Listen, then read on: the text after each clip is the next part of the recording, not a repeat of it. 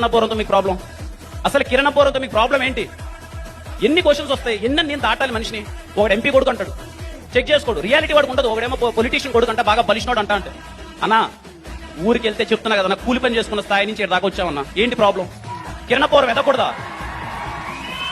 కిరణపూరం ఎదకూడదా? కిరణపూరం సినిమాలు తీయకూడదా? లాపాలండి. ఈ విషయం నేను చెప్పిన తర్వాత వాళ్ళు నా మీద మళ్ళీ పగ్గడతానని నాకు తెలుసు. అయినా సరే నేను చెప్తాను. ఈ చెక్ పోస్ట్ దగ్గర ఒకటి ఉంటుందండి, కంపెనీ చెక్ పోస్ట్ దగ్గర. నేను చాలా బ్యాడ్ గా ఫీల్ అయ్యాను, అంటే హట్ అయ్యాను. అందుకని చెప్తున్నాను. ఏదో షార్ట్ ఫిల్మ్స్ నుంచి వచ్చాను, నా పని ఏదో నేను చేసుకుంటూ వెళ్తున్నాను. ఓకే, సంవత్సరానికి 2 సినిమాలు వచ్చాయి, 3 సినిమాలు పక్కన పెడితే నా మీద వాళ్ళ సినిమాలో ట్రోలింగ్ చేశారండి. నా మీద ఏమైనా సంబంధమా? నా మీద మీరు ట్రోలింగ్ చేయాల్సిన అవసరం ఉంది సినిమాలో? అంటే కొంచెం అన్న రిక్వెస్టింగ్ అని అడుగుతాను, ఎందుకన్నా మీకు నా మీద? నా పని ఏదో నేను చేసుకుంటాను. ఏ రోజున మిమ్మల్ని ఏమైనా అడిగానా ఏంటి? నా మీద సినిమాల్లో డైరెక్ట్ గా ట్రోలింగ్, కనీసం నాకు ఇన్ఫర్మేషన్ లేదు.